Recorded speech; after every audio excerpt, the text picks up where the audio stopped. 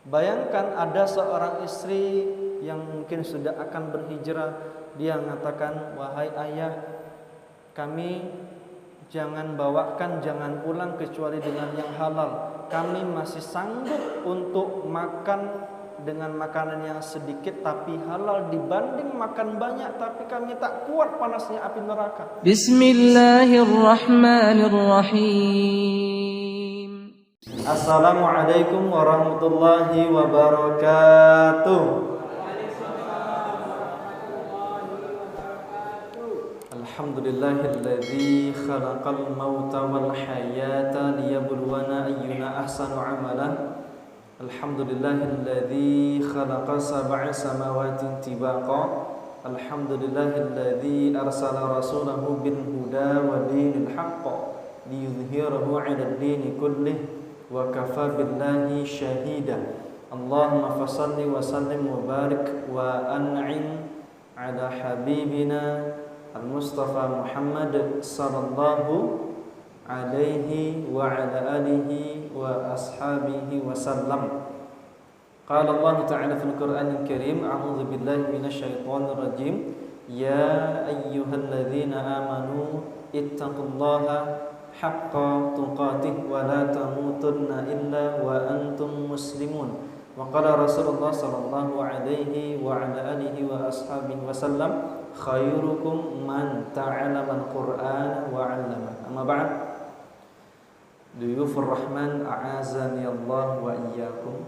Bapak-bapak, ibu-ibu, para tamu Allah yang semoga dimuliakan oleh Allah Subhanahu wa taala. Apa kabar Bapak Ibu, sehat? Kita berdoa kepada Allah Subhanahu wa taala apabila ada yang sakit mungkin di sini atau keluarganya di rumah, Allah sembuhkan. Yang sakit fisiknya Allah sembuhkan.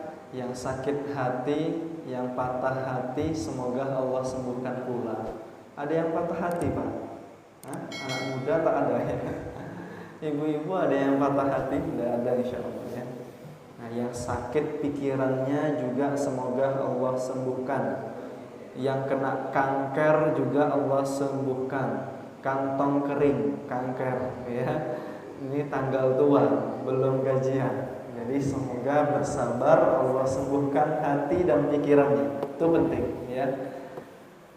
Betapa banyak orang hadir secara fisik nampaknya sehat, tetapi hatinya belum menautkan diri kepada Allah Subhanahu wa taala. Betapa banyak mungkin ada yang sudah mencondongkan hatinya kepada Allah Subhanahu wa taala, fisiknya sehat tapi pikirannya masih melayang-layang. Nah, terutama yang dalam kajian ini mungkin ada yang pandangannya masih kosong, tembus sampai ke dinding sana gitu ya. Jadi masih kosong, ada yang mungkin sibuk dengan HP-nya sendiri, WhatsApp-nya, Instagram-nya ya, dan yang lain sebagainya. Maka kita fokus pada malam hari ini untuk mendekatkan diri kepada Allah Subhanahu wa taala. Alhamdulillah, kita ucapkan syukur yang banyak sekali di tahun 1444 Hijriah. Betul apa tidak? Sudah masuk apa belum? Sudah ya. Baik. Saya tadi pagi ngisi di salah satu masjid di Rengat Barat, Pematang Rebah. Di situ ada ikhtilaf, ya. Bukan antar jamaah, bukan antar ustaz. Ikhtilafnya antar jam digital di masjid itu. Jadi satu jam digitalnya tanggal 30 Juli adalah tanggal 30 Zulhijjah. Di jam satu lagi tanggal 30 Juli adalah 1 Muharram. Maka saya bilang, nampaknya jam kita sudah mulai membuat perselisihan. Yang penting jangan kita yang membuat perselisihan kapan itu 1 Muharram, kapan tahun baru itu terjadi. Ala kulli hal, kita bersyukur kepada Allah Subhanahu wa taala. Allah berikan rezeki, umur yang panjang, detak jantung, denyut nadi, kembang kempis paru-paru kita yang kadang-kadang kita lupa untuk memikirkan itu, kita pikirkan pada malam hari ini. Nah, kita juga berdoa kepada Allah semoga di tahun 1443 yang sudah berlalu diterima segala bentuk amal ibadah kita. Amin ya rabbal alamin. Yang kedua, salawat serta salam senantiasa tersampaikan, tersanjungkan kepada kedua hasanah kita Nabi besar Muhammad sallallahu alaihi wa ala alihi wa ashabihi wasallam. Berbicara tentang tahun baru Islam yang ditunjukkan 1 Muharram tahun 1444 Hijriah ini. Pada malam hari ini Ustadz Saifuddin minta saya menyampaikan tema hijrah menuju kebangkitan umat. Hijrah menuju kebangkitan umat. Ada 2 termin yang akan saya sampaikan bahwasanya berkaitan dengan tahun baru Islam, maka di situ ada satu waktu berkaitan dengan bulan Muharram yang mana Allah Subhanahu wa taala berfirman dalam salah satu ayat di dalam Al-Qur'an, inna iddatasy syuhuri 'indallah 12 minha arba'atun hurum. Allah sebutkan ada 12 bulan. Jadi Allah yang menunjukkan secara langsung ilmu astronomi kepada kita bahwa bulan itu ada 12 dan di antara yang 12 ada 4 bulan hurum atau 4 bulan yang haram. Apa 4 bulan yang haram itu? Kenapa disebut haram? Ada peristiwa-peristiwa hebat besar terjadi pada bulan itu sehingga Allah mensucikan. Artinya haram untuk terjadi maksiat, ya. Dan segala bentuk amal ibadah Allah tingkatkan di bulan tersebut. Ada 3 bulan berderet, Dzulqa'dah, Dzulhijjah, Muharram, dan 1 bulannya terpisah dari yang 3 tadi, yaitu di bulan Rajab. Di bulan Muharram ada satu peristiwa yang kemudian para sahabat bertanya, "Ya Rasulullah, bagaimana pendapatmu orang-orang Yahudi mereka berpuasa? Kapan? Tanggal 10 Muharram. Bagaimana kalau kami juga berpuasa?" Karena saat itu mereka orang-orang Yahudi membanggakan sosok yang mereka namakan dengan Musa alaihissalam, yaitu Nabi Musa alaihissalam. Diselamatkan di Laut Merah oleh Allah Subhanahu wa taala di tanggal 10 Muharram ketika nyebrang. Maka di situ mereka berpuasa. Rasulullah juga mengatakan silakan kalian berpuasa, tetapi selisihi tanggal 9 dengan menambah di tanggal 9 atau di tanggal 10. Maka para ulama membuat ada 3 tingkatan puasa terbaik di bulan Muharram. 1, melaksanakan di tanggal 9, 10 dan 11. Kalau tak mampu, maka lakukan tingkatan yang kedua tanggal 9 dan 10. Kalau tak mampu, maka lakukan tanggal 10 dan 11. Tidak boleh dilakukan hanya di tanggal 9 saja, kecuali dalam uzur. Misal tanggal 9 dia berpuasa, ternyata besok dia sakit tidak sanggup puasa, maka itu dipersilahkan. Maka ini tingkatannya. Apa faedah puasa tersebut?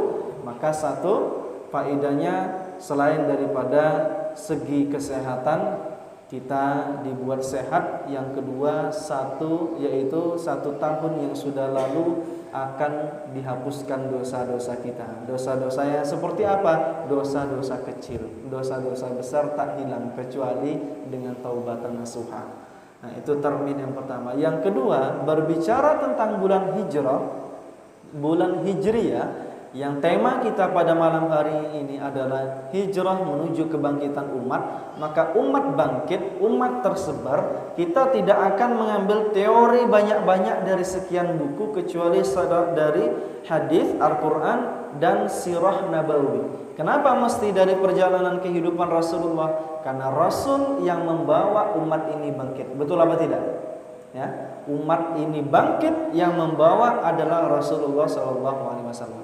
Maka kita tilik bagaimana perjuangan Nabi. Satu cerita-cerita yang kadang-kadang itu seperti puzzle. Kalau kita susun satu persatu akan terframing di kepala kita. Bagaimana aslinya Rasulullah berdakwah selama 13 tahun. Sampai di 13 tahun itu Rasulullah pergi ke kota Madinah. Dan itu yang menjadikan tahun 1 Hijriah ditentukan oleh Umar bin Khattab radhiyallahu anhu di zaman dia menjadi pemimpin Islam sebagai khalifah menggantikan Abu Bakar As-Siddiq.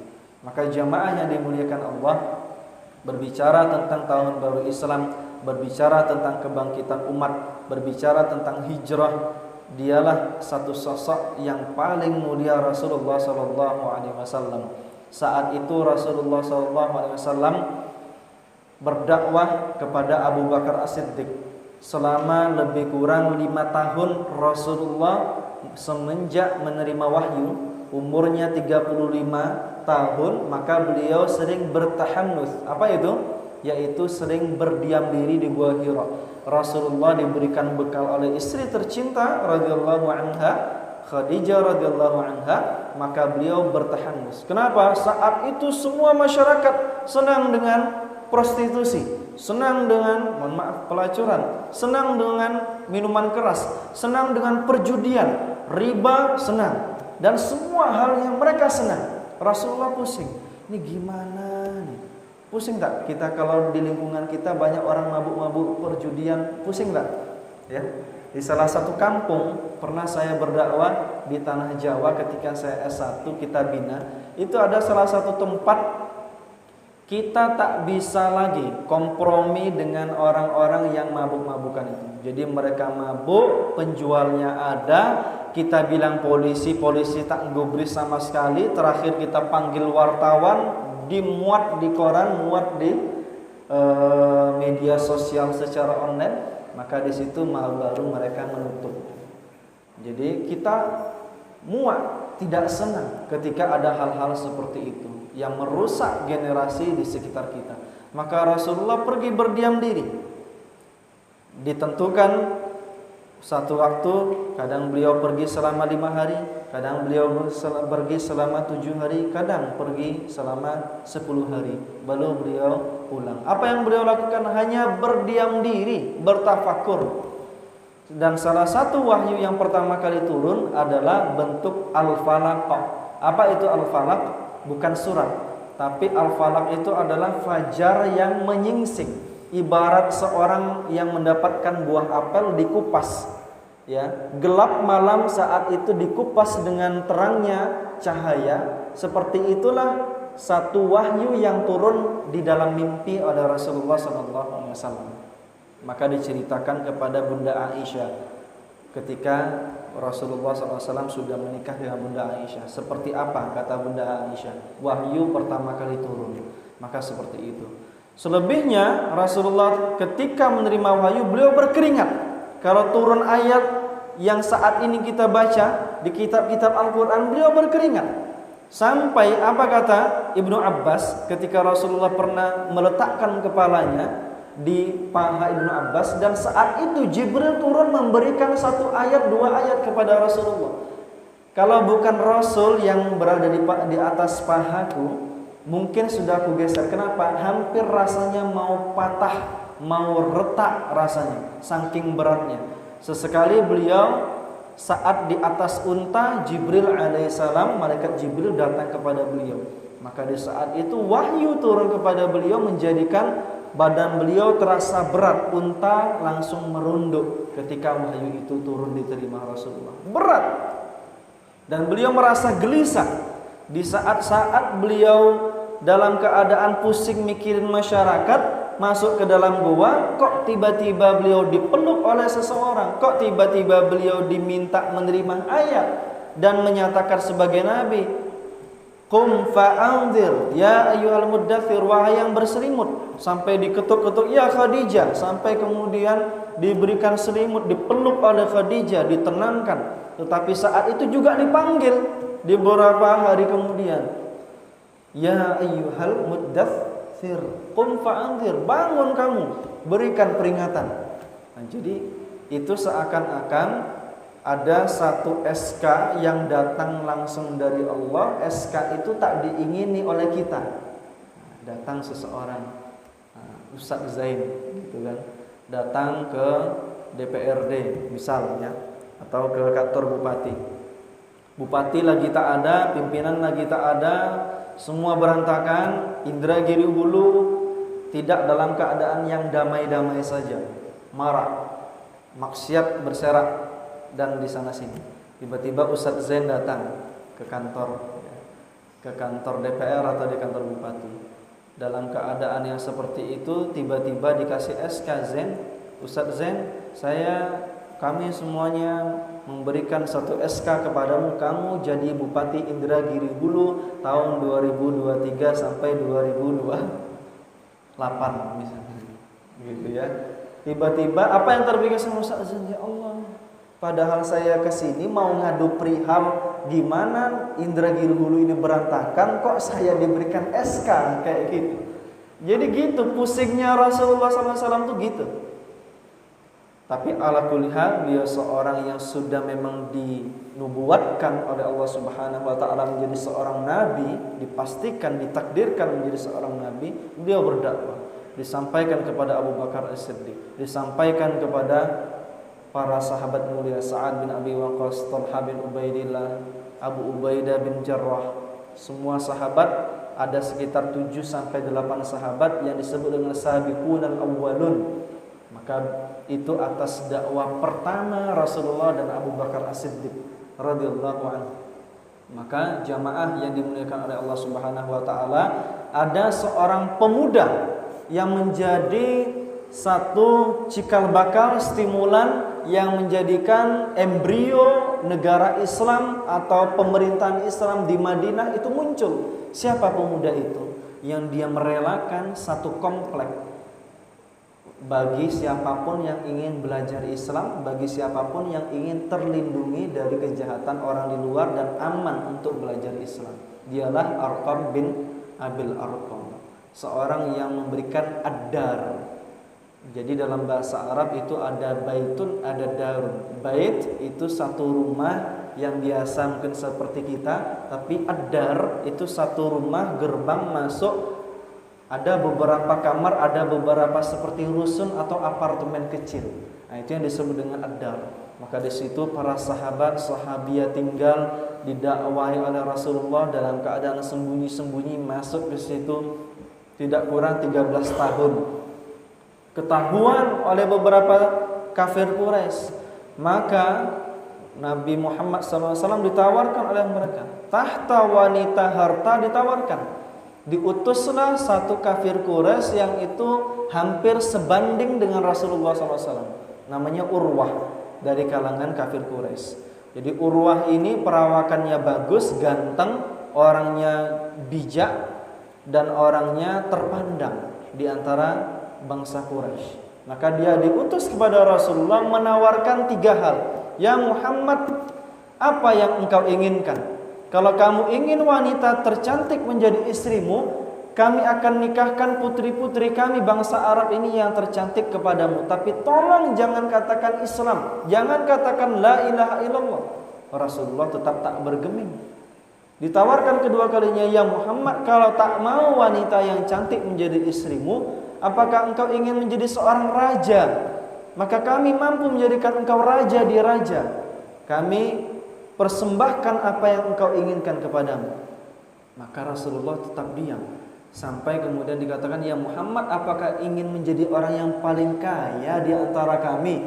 Kalau memang ingin menjadi yang paling kaya di antara kami, maka akan kami sisihkan setiap harta kami dan ditumpukkan kepadamu. Rasulullah tetap diam. Sampai berbusa-busa Urwah berbicara, Rasulullah tetap tak menggubris. Maka kemudian Rasulullah SAW mengatakan, cukup apa yang engkau katakan, cukup ya Muhammad. Maka turun satu ayat, Qul ya ayyuhal kafirun. Wahai orang-orang yang kafir, la a'budu ma ta'budun. Aku tak menyembah apa yang kamu sembah. Wala antum 'abiduna ma a'budu. Dan kalian pun tak menyembah apa yang aku sembah. Wala ana 'abidum ma 'abadtum. Dan aku adalah penyembah apa-apa yang tidak kalian sembah, dan kalian menyembah apa-apa yang tidak aku sembah. Lakum dinukum waliyadin. Lakum, bagi kalian agama kalian, bagiku adalah agamaku. Terserah, kata Rasulullah. Dan dia berlalu begitu saja. Berkumpullah kafir Quraisy di Darun Nadwah, salah satu tempat di sisi Ka'bah. Maka mereka berkumpul. Ini kayak mana nih Rasulullah Muhammad ini gimana? Ditawarkan 3 hal yang diingini manusia tak mau, ya. Di sini kalau bapak-bapak ditawari wanita mau. Kalau lagi jomblo nih Pak, ya, ditawari wanita mau enggak? Oh, mau. Ditawari harta yang banyak mau apa enggak? Mau ya, secara tabiat pasti mau. Ditawari menjadi seorang yang punya kedudukan tinggi, pengen enggak jadi bupati, menjadi gubernur, jadi presiden? Mau enggak?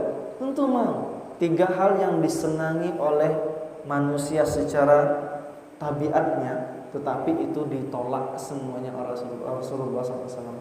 Gimana caranya? Akhirnya muncul satu usulan dari mereka, kita bunuh Muhammad. Tidak dengan cara apapun, hanya dengan membunuh Muhammad berhenti. Berhala-berhala kita ini tidak akan diusik lagi sama dia. Ya, tidak akan diusik lagi sama Muhammad sallallahu alaihi wasallam. Maka di situ diutuslah semua pemuda dari suku-suku yang ada, ya, dari suku Bani Makhzum, dari selain Bani Hashim, Bani Abdul Muttalib, semuanya diutus. Satu pemuda perkasa bawa tombak, bawa pedang.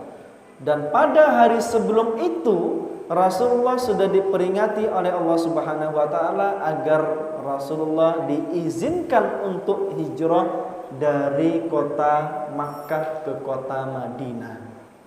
Maka dipanggil Abu Bakar As-Siddiq dalam keadaan yang sangat rahasia, ya. Rasulullah dipanggil, ya Rasulullah, wahai Abu Bakar As-Siddiq, kita sudah diperintah untuk hijrah. Maka Abu Bakar As-Siddiq seorang yang cerdas, disiapkan segala macam bentuk perbekalan, kendaraan unta yang hebat, yang bagus, yang oke, yang tidak sakit-sakitan. Maka Rasulullah memanggil yang kedua. Siapa dia? Ali bin Abi Thalib untuk menempati kamar dan tempat tidur Rasulullah SAW. Di malam hari, di saat Rasulullah harus dieksekusi mati oleh bangsa Quraisy. Maka saat itu Rasulullah pergi berlalu di perjalanan, dan bangsa Quraisy, pemuda-pemudanya sudah berkumpul di depan rumah Rasulullah di malam hari, di tengah malam, didobrak pintu itu. Ketika akan ditikam, dibuka singkap selimut, ternyata bukan Rasulullah melainkan Ali bin Abi Thalib radhiyallahu anhu. Maka di situ Ali bin Abi Thalib dalam sebuah riwayat sempat digampar oleh salah satu orang. Karena Ali bin Abi Thalib tidak mengatakan di mana Rasulullah, dan Ali memang betul tidak tahu di mana Rasul. Yang tahu mereka pergi ke Madinah, tapi lewat mana tidak tahu. Maka Rasulullah membuat satu jalan menurut siasah syariah itu membentuk busur. Harusnya lurus, maka beliau membentuk satu daerah yang itu mengecoh daripada orang yang harus menemui beliau. Maka dibuat sayembara, siapapun yang mampu membawa kepala Muhammad maka baginya 100 ekor unta. Mahal enggak Pak? Mahal. Berebut enggak pemuda Quraisy yang perkasa, para petarung-petarung mereka berebut. Gimana harus dapat kepala Muhammad nih? Kenapa? Bayarnya 100 ekor unta. 1 ekor unta di Arab, di Yaman itu sekitar 15 sampai 20 juta, murah. Di sini 60 juta rupanya. Saya pernah tanya, 60 juta, 80 juta, bahkan 100 juta 1 ekor unta. Ya, mahal rupanya. Karena mungkin kita tidak menernak unta, ya. Pak Yunizar mau menernak unta belum ya? Nah, berangsur dari kambing, bebek, sapi, semoga ya. Kemudian seterusnya ada unta gitu. Baik. Maka semua orang-orang pemuda mencari, tak ketemu Rasulullah di mana. Maka salah satu orang penjelajah padang pasir dari kalangan bangsa Arab, penjelajah nomor 1 pencari jejak, namanya Suraqah bin Malik. Dia dengar sayembara itu, dia penasaran dengan satu sayembara itu, dikejar dan dia menemui jejak Rasul. Padahal Abu Bakar As-Siddiq secara spy, ilmu mata-mata itu sudah membawa gerombolan kambing di belakang Rasulullah dan Abu Bakar yang saat itu mengendarai 1 ekor unta, yaitu Asma binti Abu Bakar, adik dari Bunda Aisyah radhiyallahu anha. dengan ada seorang gembala yang membawa gerombolan kambing untuk menutup jejak itu.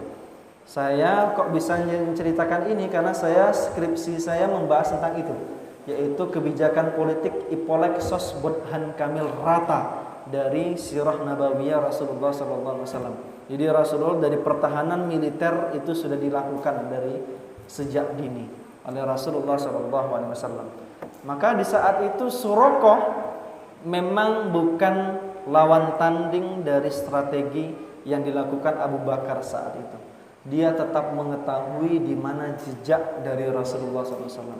Maka Rasulullah saat itu yang sedang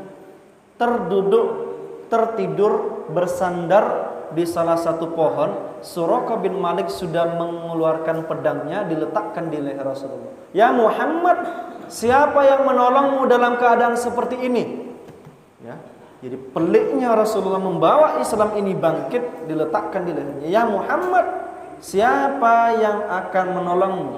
Maka satu lisan yang amat tulus keluar, satu kata yang keluar dari lisan Rasulullah, Allah. Seketika kalimat Allah itu yang menggetarkan hati Suraqah bin Malik, lepaslah pedang dari genggaman tangannya. Dan tanpa disadari, Suraqah bin Malik yang saat itu terjatuh berlutut sudah dalam keadaan yang di lehernya dilekatkan pedang oleh Rasulullah. Wahai Suraqah, kata Nabi Muhammad SAW, dalam keadaan seperti ini siapa yang akan menolongmu? Suraqah dalam keadaan yang sangat pasrah, silakan bunuh aku Muhammad. Tidak. Apa balasan atas engkau tidak jadi membunuhku? Katakan kepada siapapun yang mengejarku di belakang ini bahwa aku tidak di sini. Maka dia berbalik.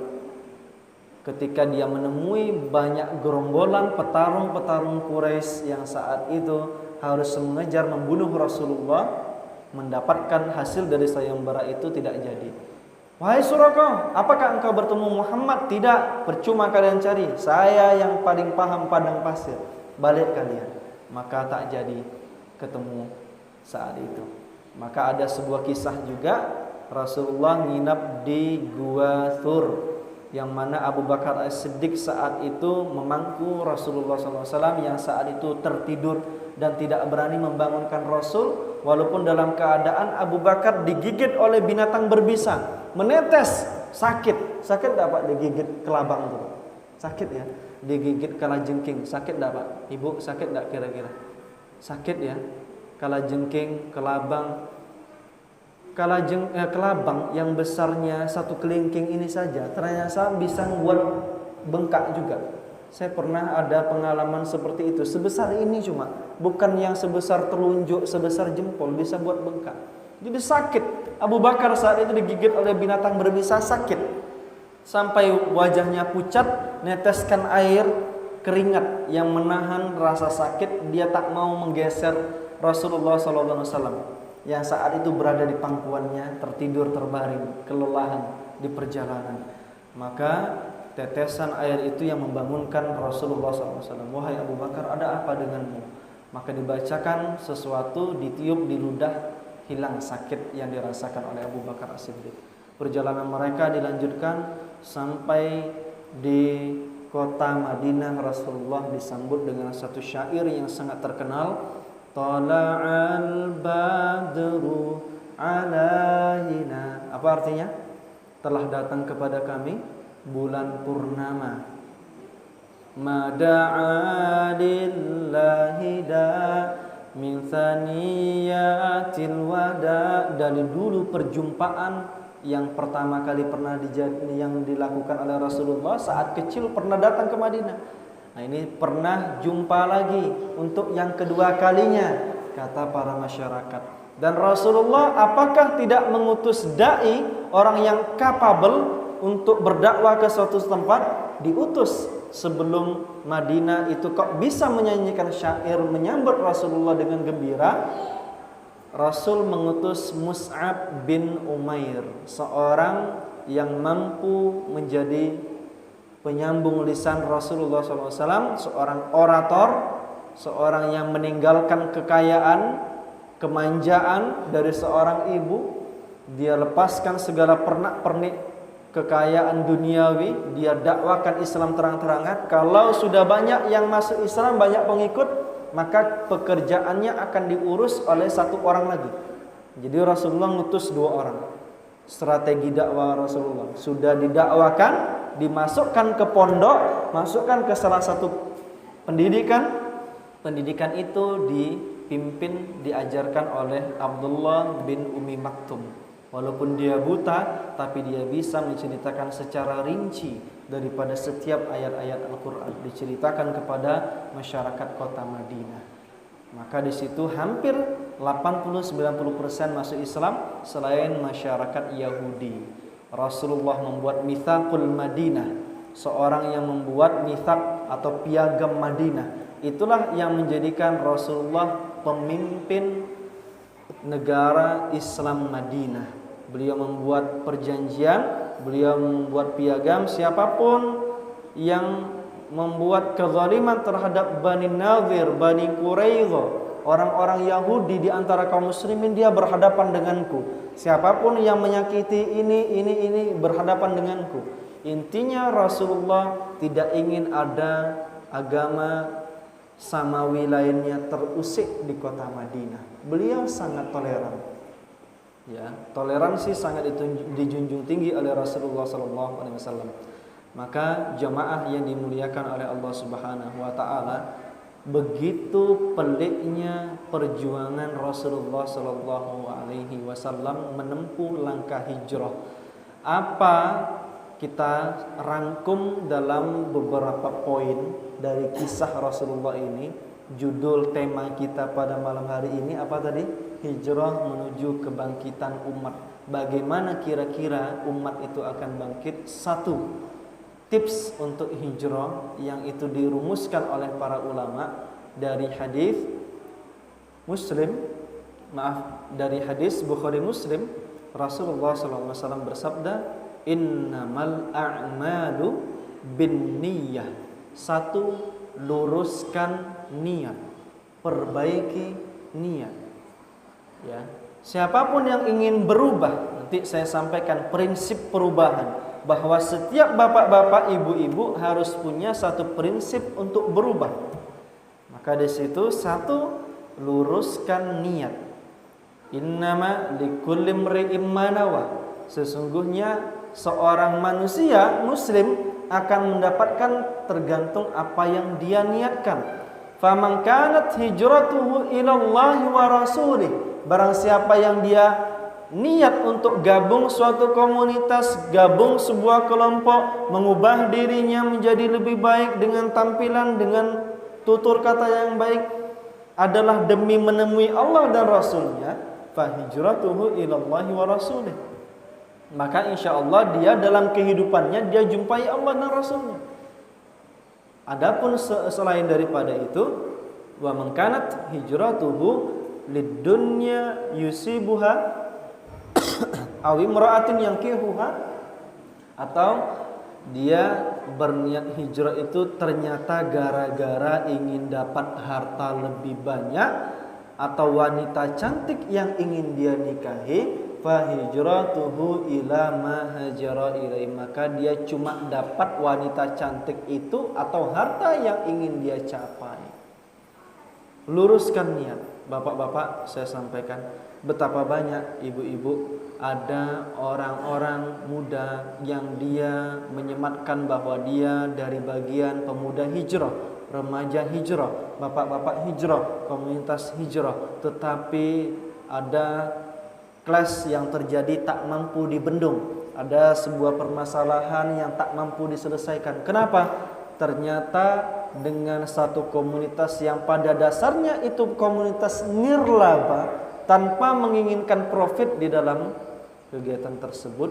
Jazakallah khair. Ibu-ibu sudah dapat? Sudah? Baik. Kalau ada yang sudah tersediakan kue, silakan sambil makan tak apa-apa, sambil minum tak apa-apa. Baik, kita lanjutkan lagi. Ternyata dalam hijrah itu butuh niat yang lurus. Kenapa?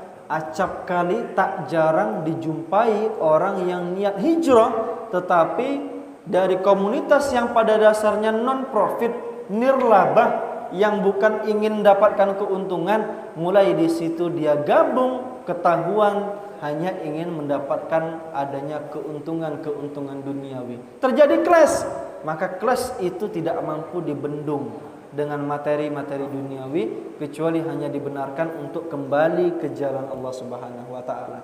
Maka luruskan niat. Yang kedua, untuk hijrah itu butuh keistiqomahan, ya. Keistiqomahan. Apa istiqomah itu? Bahasa sopan, bahasa bebas tapi masih sopan itu kekeh, ya. Kekeh itu gimana kira-kira? Hah? Pak Saryal gimana kira-kira? Kekeh itu gimana kira-kira? Hah? Teguh pendirian, ya. Lurus di satu jalan yang sudah ditapaki. Itu hijrah.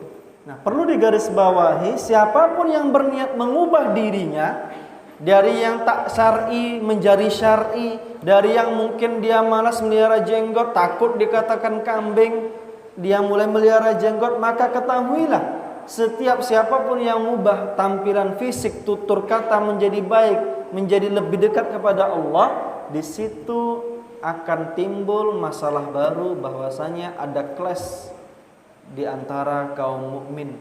Kadang-kadang ada yang berbicara padahal kita sudah hijrah, tapi masa kita masih bertengkar seperti ini? Justru kita sudah hijrah, makin berjumpa dengan orang mukmin, makin ketemu dengan orang-orang soleh, Allah makin cinta dengan kita. Allah timbulkan kadang sebuah masalah agar kita lebih memikirkan satu kesabaran dan rasa syukur kepada Allah. Maka timbul. Pernah kebayang seperti itu ibu-ibu? Kita pindah ke satu tempat yang lebih baik, tapi kadang-kadang kita mengkufuri satu nikmat, kita pindah ke tempat baik dengan mengatakan satu yang buruk gara-gara mungkin kita tidak enakan hati dengan tetangga yang baru kita kenal. Ya enggak? Tempat yang sebelumnya adalah satu jalan penjual narkoba, penjual ciu. Tahu ibu-ibu ciu? Hah? Di salah satu tempat di daerah Sukoharjo itu ada namanya Gang Ciu, penuh dengan ciu, ya. Yang pernah mondok di Jawa pasti tahu. Jadi ada Gang Ciu. Jadi misal ada ibu-ibu yang pindah dari sana menuju ke satu tempat yang masyarakat Masya Allah, ada masjid, tidak hanya maghrib, subuh 70% penuh, walaupun tak 100, 70% udah banyak subuh itu, ya. Zuhur, asar, maghrib, apalagi hampir 100% hadir jamaah di situ, yang laki-laki, anak-anak yang sudah remaja hadir di situ.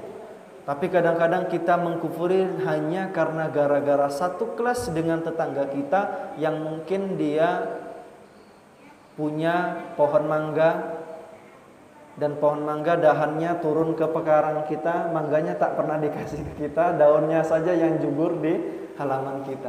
Apa yang kita katakan? Padahal sudah hijrah dia. Kita udah jamaah yang selalu ke masjid, tapi kok bisa seperti ini ya? Tak baik orang-orang yang sudah hijrah. Nah, kadang-kadang timbul. Kita judgment, kita justifikasi semua orang yang dekat kepada Allah tak baik.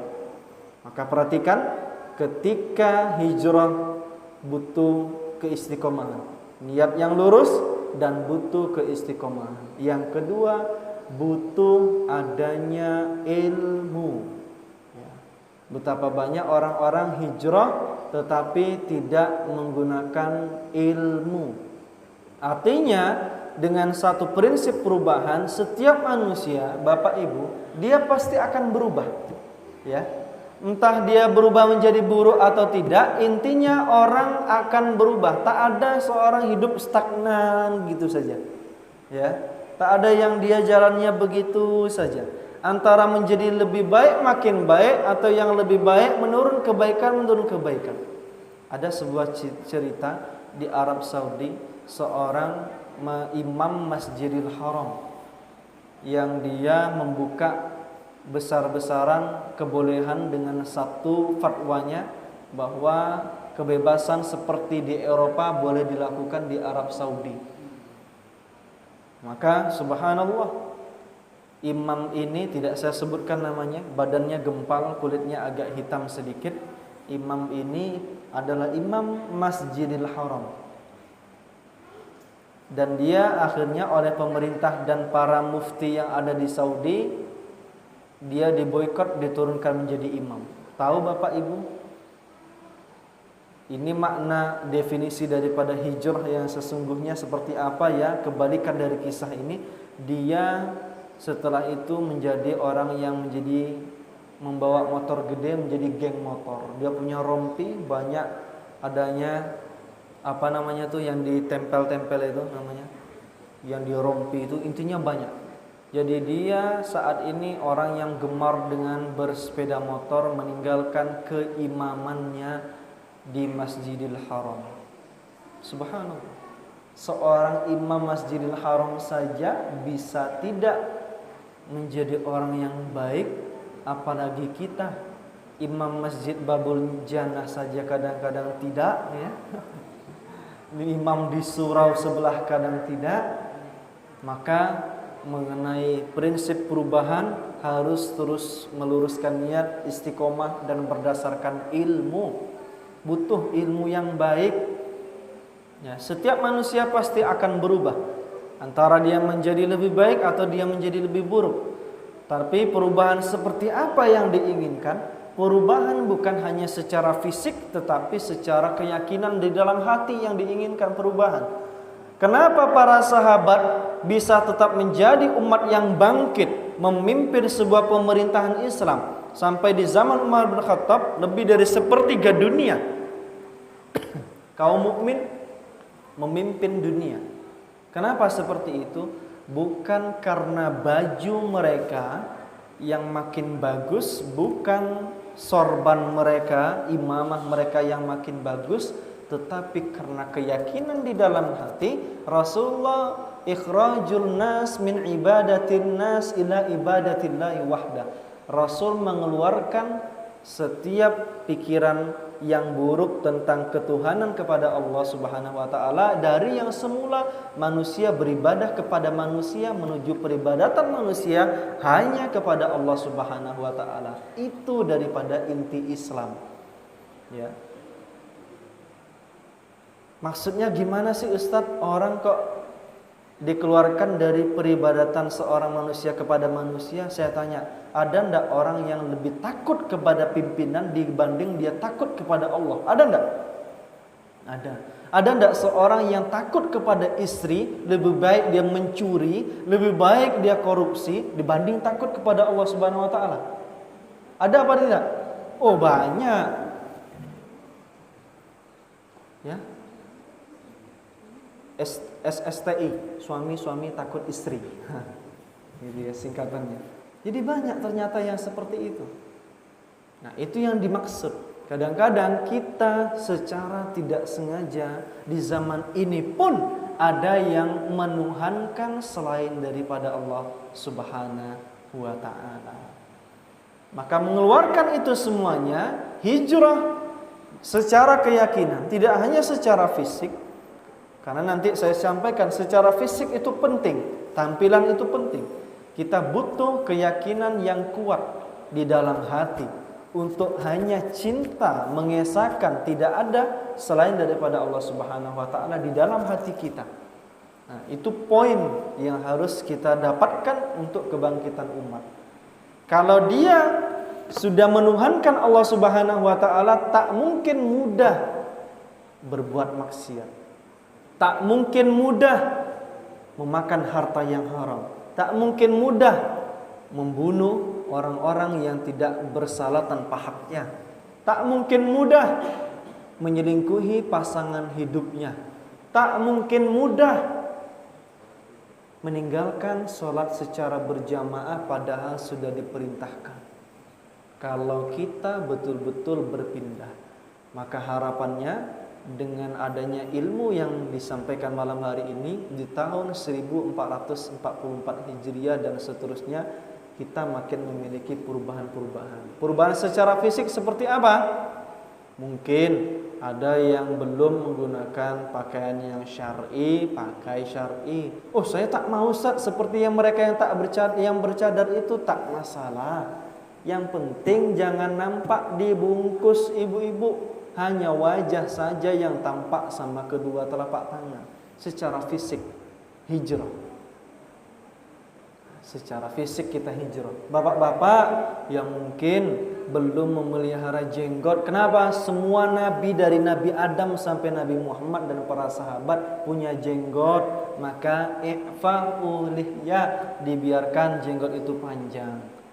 Kenapa? Itu ciri-ciri maskulin. Di Eropa Barat ternyata sudah ditemui bahwa ciri-ciri kejantanan laki-laki.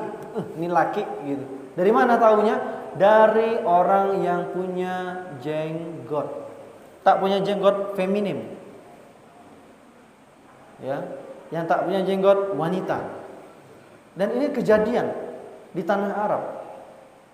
Mohon maaf mungkin bapak-bapak yang belum punya jenggot atau yang dia memang tak punya hormon testosteron yang banyak.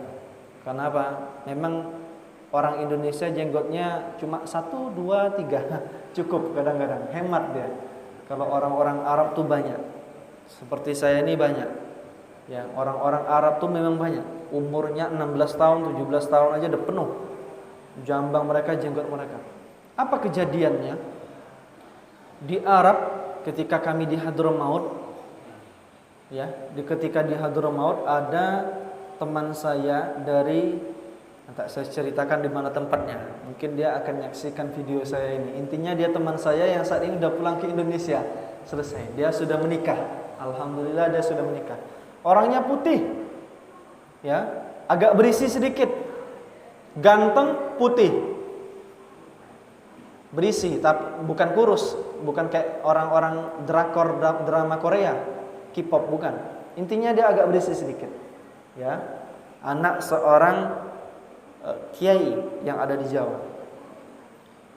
Model saya, kalau saya belusukan di malam hari di Yaman, tak ada yang berani ganggu saya. Pemuda-pemuda Yaman tak berani ganggu saya. Kenapa? Saya punya jenggot, saya laki-laki.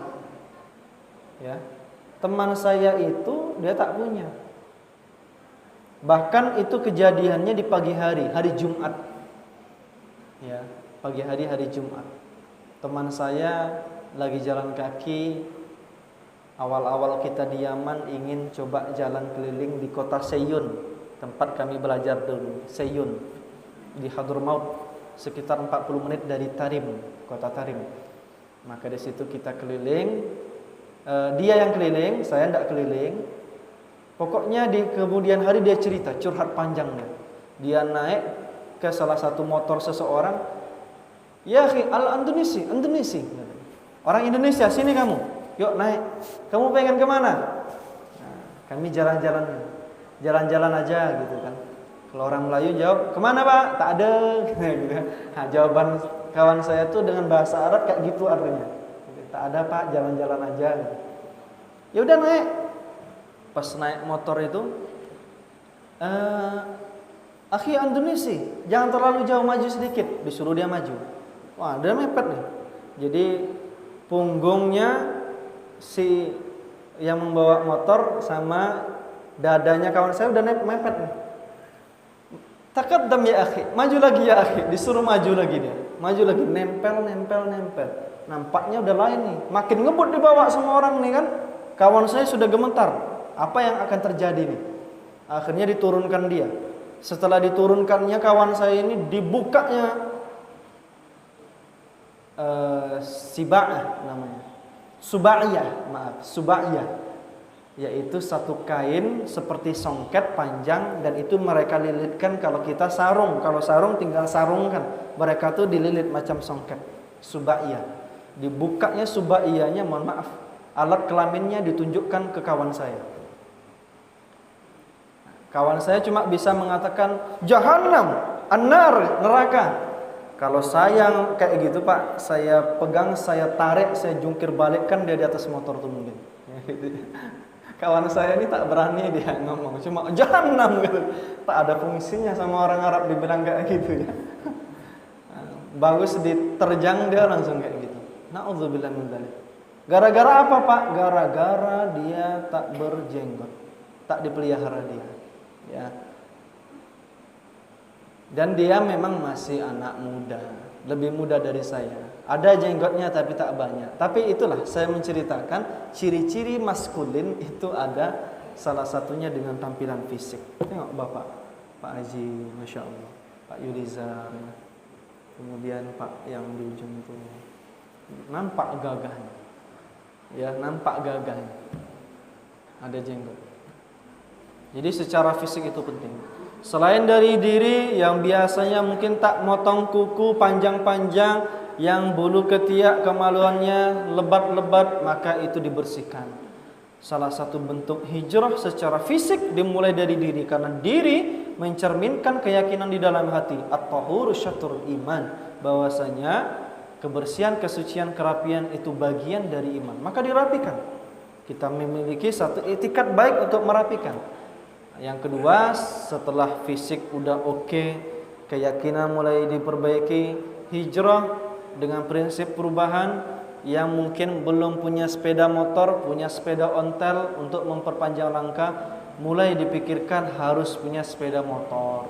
Yang tak punya rumah, yang masih ngontrak, dipikirkan punya rumah. Saya pun belum punya rumah, tapi itu sudah saya pikirkan, gitu ya. Dipikirkan. Yang sudah punya rumah, punya kendaraan sepeda motor, baru mungkin berpikir mungkin punya satu kendaraan yang tak kena di hujan, yang tak lekang di panas, mobil walaupun second, Alia second, Kalia second, atau mobil Xenia Avanza second, tak masalah. Yang penting dia bisa berjalan ke 4 rodanya, tak mogok-mogok. Jadi harus punya satu prinsip untuk berubah. Dari yang mungkin biasa kasar kepada istri di tahun 1444 Hijriah diubah. Jangan mudah untuk berkata kasar membentak istri. Seorang istri yang dari biasanya suka mengajukan proposal berlebihan, tahu suaminya cuma sehari itu dapat 200.000, proposalnya 400. Macam mana pun suami itu tak pusing 7 keliling dia. Ya, pusing 7 keliling. Dan gerakan korupsi dimulai dari rumah. Demi Allah ibu-ibu, ini saya tak bohong, gerakan korupsi itu dimulai dari rumah. Ketika seorang istri tidak menyalami tangan suami, si suami pun sudah sebel, gak cium kening istri, gara-gara dari depan pintu rumah sudah mencaci maki suami.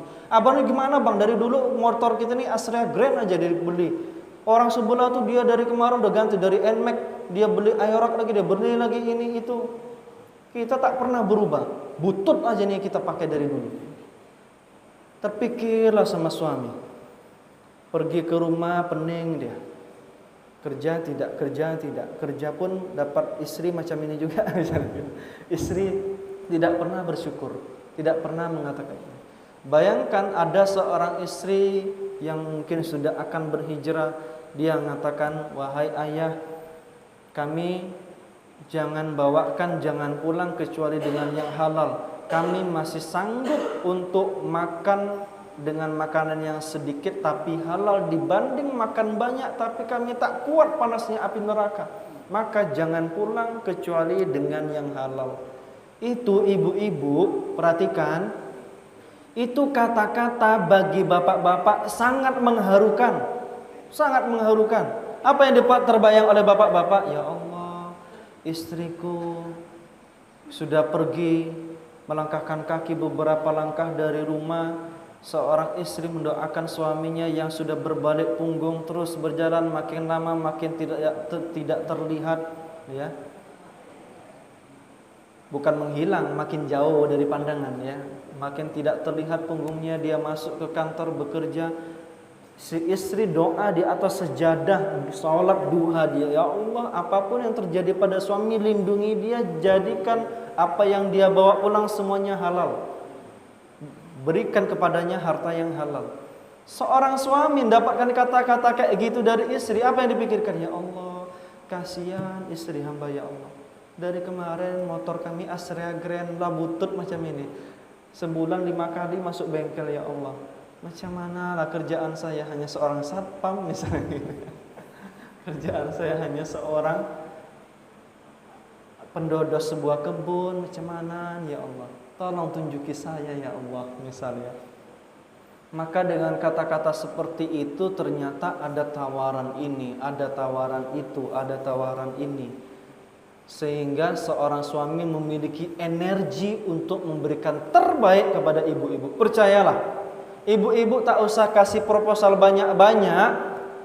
Kalau suami dikatakan kayak gitu, romantis, so sweet, apalagi ketika, bang tolong jangan bawa yang haram ke rumah, hanya bawa yang halal. I love you bang. Nah, ada apalagi ada kata-kata I love you-nya. Itu berbunga-bunga hati suami, seakan-akan dunia milik kita berdua. Seorang bapak-bapak juga demikian. Jangan minta sesuatu apapun kepada istri, tak usah mungkin menyuruh dia berdandan dan sebagainya. Berikan yang terbaik. Dek, kayaknya adek capek, adek mau dipijit, adek mau pergi ke spa. Tawarkan pergi ke spa, tawarkan dia potong rambut, tawarkan dia untuk dipijat. Tanpa mesti minta pelayanan dan sebagainya, dia memberikan yang terbaik. Percayalah bapak-bapak. Gitu. Jadi kita berbicara pada malam hari ini tentang hijrah menuju kebangkitan umat. Maka itu 3 tips tadi jangan kita tinggalkan. Luruskan niat, istiqomah dalam keadaan menapaki jalan hijrah tersebut. Yang ketiga, landasi semua halnya dengan ilmu pengetahuan, baik ilmu agama ataupun dengan ilmu yang lainnya. Bapak Ibu yang dimuliakan oleh Allah Subhanahu wa taala, mungkin demikian yang dapat saya sampaikan. Banyak mungkin satu kata yang menyinggung atau mungkin ada yang tidak baik dari saya, maka saya mohon maaf kepada Bapak Ibu sekalian, mohon ampun kepada Allah Subhanahu wa taala. Semoga kita menjadi pribadi yang lebih dekat, lebih akrab, lebih takut kepada Allah Subhanahu wa taala. Ada pertanyaan Bapak Ibu? Tidak ada, alhamdulillah. Kita akhiri dengan kalimat hamdalah dan kifaratul majlis. Alhamdulillahirabbil alamin. Subhanakallahumma wa bihamdika asyhadu an la ilaha illa anta wa astaghfiruka wa atubu ilaik. Allahu a'lam bissawab. Assalamualaikum warahmatullahi wabarakatuh.